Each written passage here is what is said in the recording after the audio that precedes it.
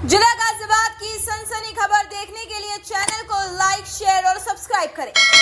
गाजियाबाद का additional commissioner नए कानून पर बताई नई व्यवस्था, लोगों से की अपील। भारत में 1 जुलाई 2024 से नए 3 कानून लागू हो गए हैं। अब से आईपीसी, सीआरपीसी और एविडेंस एक्ट जैसे शब्दों को आप नहीं सुन पाएंगे। इनकी जगह अब भारतीय न्याय संहिता 2023, भारतीय सुरक्षा संहिता तथा भारतीय साक्ष्य संहिता ने ले ली है, जिनमें कई धाराओं में बदलाव भी किया गया है। गाजियाबाद के एडिशनल कमिश्नर ने जिले के ही नहीं अपितु भारतवर्ष की जनता से अपील की है कि वे नए कानून का स्वागत करें और जागरूकता के लिए भी अपने कानून को जानें। होंगे थोड़ा सा मैं एक्सप्लेन करना चाहूँगा। जो इससे पहले 1 जुलाई से पहले जो एफआईआर लिखी जाती है वो इंडियन पिनल कोड 1860, जो इंडियन पिनल कोड उसको रिप्लेस कर रहा है भारतीय न्याय संहिता बीएनएस, और जो इन्वेस्टिगेशन के प्रोसीजर है वो सीआरपीसी में दी गई हुई थी, वो उसको रिप्लेस कर रहे हैं भारतीय नागरिक सुरक्षा संहिता। और जो एविडेंस न्यायालय में पेश होते हैं उसका एक नॉर्म्स जो एविडेंशियरी वैल्यू की होती है कि किस एविडेंस को न्यायालय रेलेवेंट मानेगा, किस एविडेंस को रेलेवेंसी नहीं है, किसको जो क्या वेटेज ज़्यादा है, किस टाइप का, वो जो लिंकेज वो इंडियन एविडेंस एक्ट में थी, उसके रिप्लेसमेंट है भारतीय साक्ष्य अधिनियम बीएसए।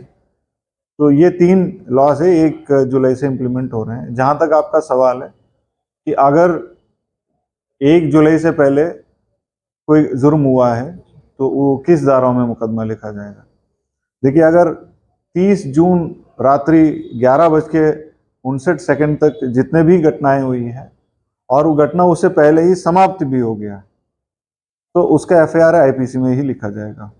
आज भी अगर वो फॉर एग्जांपल 29 तारीख को किसी की बाइक चोरी होगी, 29 जून को, अगर वो आएंगे 2 जुलाई को, यानी आज आके मुझे एप्लीकेशन देंगे, तहरीर देंगे, तो मैं आईपीसी के सेक्शंस में ही मुकदमा लिखूंगा।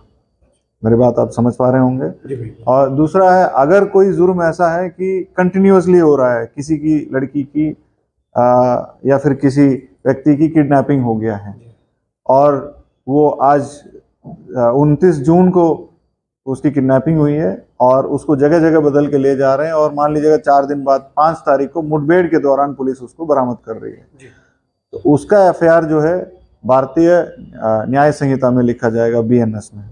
अगर जुर्म शुरू हुआ और खत्म भी 30 जून से पहले हो गया 11:59 में पीएम पे, तो आईपीसी लागू होगा। बट कहीं गलती से वो कंटिन्यू होके जुलाई 1 के बाद भी हो रहा है तो वो बीएनएस में होगा। ठीक है, मेरी बात आपको समझ में आया होगा? जी सर। तो सर एक इसके लिए हमने सुना है भारतीय न्याय संहिता में या भारतीय न्याय संहिता में अगर कोई भी एफआईआर आज दर्ज होती है तो उसका 3 साल में निवारण कर दिया जाता है। क्या ऐसा कुछ है इसमें कि जजमेंट हो जाएगा? नहीं, देखिए, वो कुछ चीज़ें एक प्रोसेस होता है इन्वेस्टिगेशन का, क्रिमिनल जस्टिस सिस्टम का बहुत सारे हिस्से होते हैं। एक पुलिस होता है, एक प्रोसिक्यूशन होता है, एक न्यायालय होता है। तो हम जो कर रहे हैं वो इन्वेस्टिगेशन कर रहे हैं और चार्जशीट न्यायालय तक पहुंचा देते हैं। इन्वेस्टिगेशन का टाइम लिमिट इसमें काफ़ी सेट किए गए हैं, वो पहले भी था। जो कॉग्निजेबल अफेंस है, बहुत ही गंभीर अपराध, जो अपराध है, वो 90 दिन तक हमें चार्जशीट लगाना है। वही नॉर्मल 3 साल से 7 साल वाले सजाएं हैं नॉर्मल सा, तो 7 साल के कम सजाएं वो 60 दिन के अंदर हमें चार्जशीट लगाना होता है। SC/ST एक्ट्स में 30 दिन के अंदर हम लोगों को चार्जशीट लगाना होता है। महिला संबंधित अपराध में 60 दिन के अंदर, वो तो पहले भी था। ऐसे कोई कन्विक्शन का या कोई टाइम लिमिट नहीं है। वो बेसिकली हमारे जो क्रिमिनल जस्टिस सिस्टम सभी को प्रॉपर मौका देने का फंडामेंटल से उसका, अगर किसी को आप अपराधी घोषित कर रहे हैं, अक्यूज्ड कर रहे हैं, तो उसको कन्विक्शन के लिए उसे प्रॉपरली डिफेंड करने का पर्याप्त समय दिया जाता है। तो इन्वेस्टिगेशन का तो टाइम लिमिट्स पहले भी था, अभी भी है। और इसमें थोड़ा सा ये है कि 3 से 7 साल के बीच के जो कॉग्निजेबल अफेंस है, सूचना मिलते ही एफआईआर लिखने के लिए या फिर उसका प्रिलिमिनरी इंक्वायरी का एक कॉन्सेप्ट आया, जिसमें 14 दिन तक, वो पहले इनिशियली 14 दिन तक मैक्सिमम लिमिट है, तो उसमें उनको जांच की जाती है। उसमें पहले एसीपी से अप्रूवल लिया जाता है, उसके बाद उस सब इंस्पेक्टर के द्वारा जांच की जाएगी। उस जांच के दौरान अगर उसको पता चला कि हाँ इसमें सच है तो एफआईआर लिखा जाता है। गाजियाबाद की जनता से क्या अपील करना चाहते हैं इसको लेकर?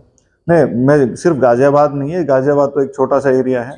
मैं पूरा देशवासियों से अनुरोध करूंगा कि ये आपके देश का कानून है। सैकड़ों साल के कानून का काफ़ी हद तक अपडेट करके इलेक्ट्रॉनिक एविडेंसेस का वैल्यूज़ वगैरह क्या है उसको भी इनकॉर्पोरेट करके ये तीनों अधिनियम लाए गए हैं। आईपीसी और सीआरपीसी के तो तमाम सालों से लोग सुनते आए हैं, ज्ञान थोड़ा बहुत होता। बीएनएस और बीएनएसएस इन दोनों के बारे में आप पढ़ लें, छोटी छोटी चीज़ें समझ लें, आपकी क्या अधिकार है वो भी समझ लें। बस इतना ही मैंने ये सुन रहे थे आप गाजियाबाद के एडिशनल लोगों से अपील की है कि बीएनएस और बीएनएसएस के बारे में थोड़ा सा लोग अगर पढ़ लें तो थाने पे जाकर उन्हें किसी बात की समस्या रहेगी। अब ये जिला गाजियाबाद की सनसनी खबर देखने के लिए चैनल को लाइक, शेयर और सब्सक्राइब करें।